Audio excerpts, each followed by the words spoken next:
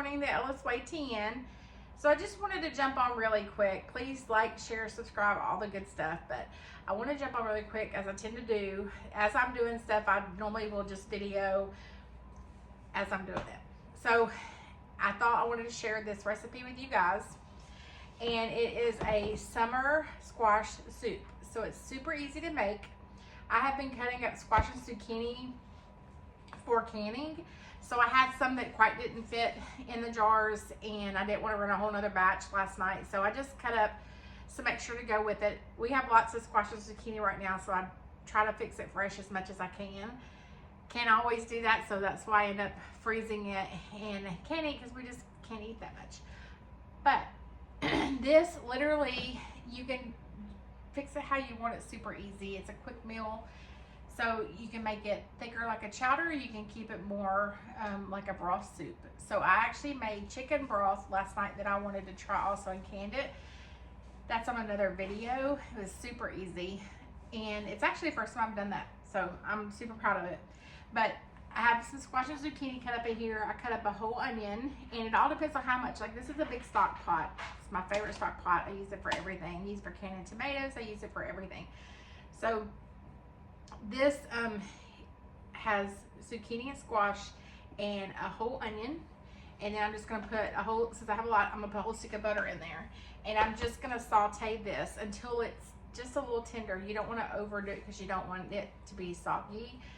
So which squash and zucchini will do really quick for you. But I'm gonna just cook this, saute this for a little bit. I'm gonna add some salt and pepper to taste, and some garlic. So that's also to taste. It's whatever you like. I like lots of garlic.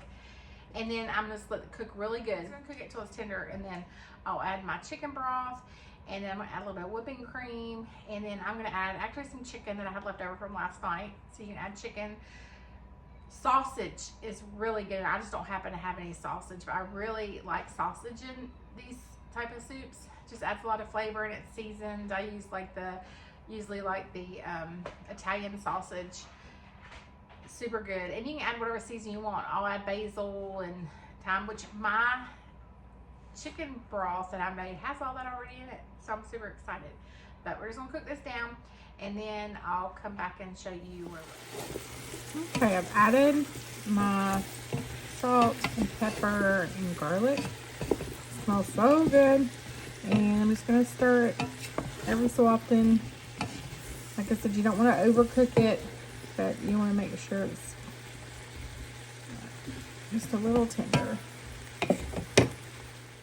Okay, so I added some chicken I had left over from last night. I actually made fajitas, and I didn't put a lot of seasoning in them. We kind of put them on top when we make them, so it's just lightly seasoned with fajita chicken seasoning.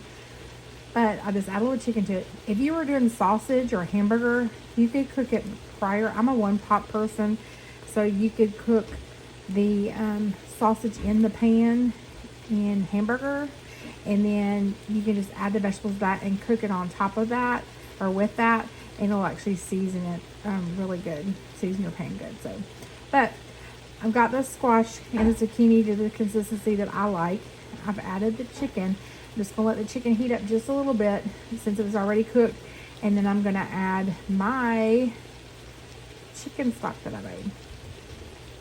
You can add as much as you want, just depends how soupy you want it. I'm gonna add the heavy whipping cream once this comes to boil, and then it's done. So it's that easy. All right, so it is just about done. I am going to add the heavy whipping cream, and then I'm going to just bring it back up to a simmer, and then I am going to actually add white cheddar cheese and I'm adding Parmesan cheese. So just whatever you like. I'm going to add probably a cup of each to make it real creamy, and then I'm done. Okay, so I added the cheese, and you can just, whatever you like, as to, depends on how much or how big a pot you're making. You can't mess this up, so just as long as you get it all in there. I'm gonna turn it off and put the lid on it and just let that cheese melt, and it will be ready for dinner. Thanks for joining the LSWayTN. Please like, subscribe, share, and comment.